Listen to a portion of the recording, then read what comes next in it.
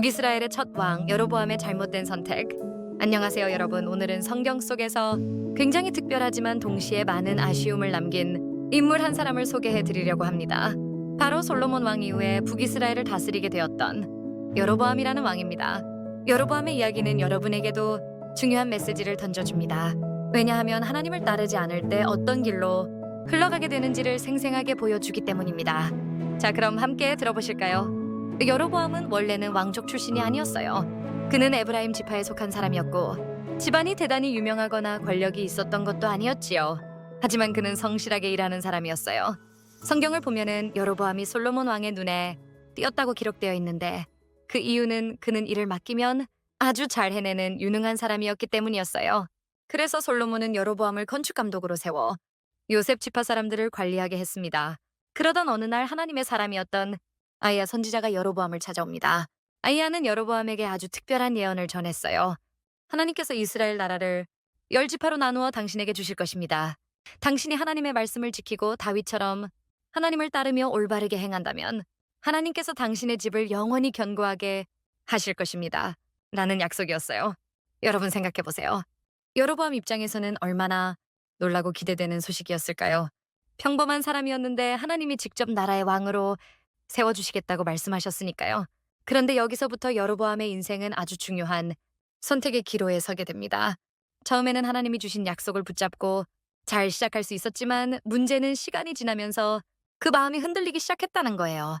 솔로몬 왕이 죽고 그의 아들 르호보암이 왕이 되었을 때 이스라엘 백성은 새로운 왕에게 세금을 좀 줄여달라고 부탁했어요.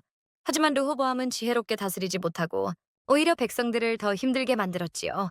그 결과 10지파의 백성들은 르호보암을 떠나고 여로보암을 그들의 왕으로 세우게 됩니다.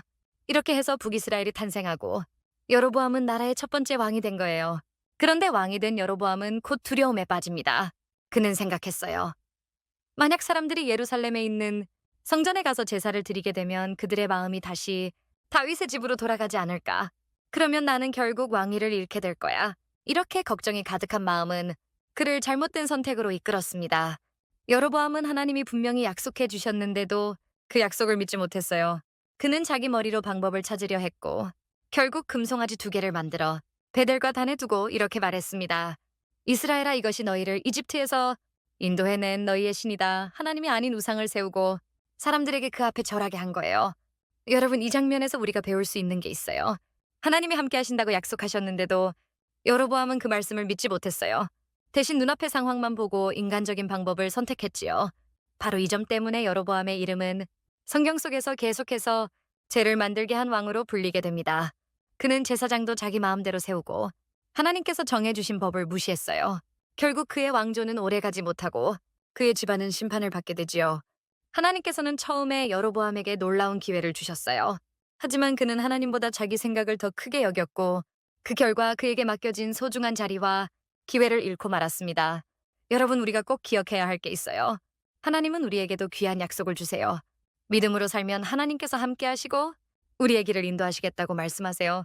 그런데 우리는 종종 눈앞에 두려움이나 불안 때문에 그 약속을 잊어버리고 내 마음대로 방법을 찾으려 하지 않나요? 바로 그럴 때 여로보암의 이야기를 떠올려야 합니다. 아, 내가 하나님을 믿지 못하면 결국 더 큰 어려움으로 빠지는구나. 그렇지만 하나님을 믿고 따라가면 분명히 길이 열리는구나. 라는 걸 깨달아야 해요. 여러분, 여로보암은 시작은 좋았지만 끝이 아쉬웠던 사람이었습니다. 하나님이 주신 약속을 끝까지 믿지 못했기 때문이에요. 그렇다면 우리는 어떤 선택을 해야 할까요?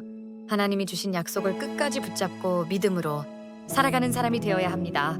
그래야만 우리 삶이 끝까지 하나님께 쓰임받는 멋진 삶이 될 수 있어요. 자, 이제 오늘 이야기를 마무리하면서 제가 느낀 점을 여러분과 나누고 싶습니다. 저는 여로보암의 이야기를 보면서 하나님의 약속을 끝까지 믿는 것이 얼마나 중요한가를 다시 한번 느꼈습니다. 여러분도 살아가면서 두려운 순간이나 불안한 마음을 느낄 때가 있을 거예요. 그때 여로보암처럼 두려움에 사로잡혀 잘못된 길을 택하지 말고 하나님은 나와 함께 하신다.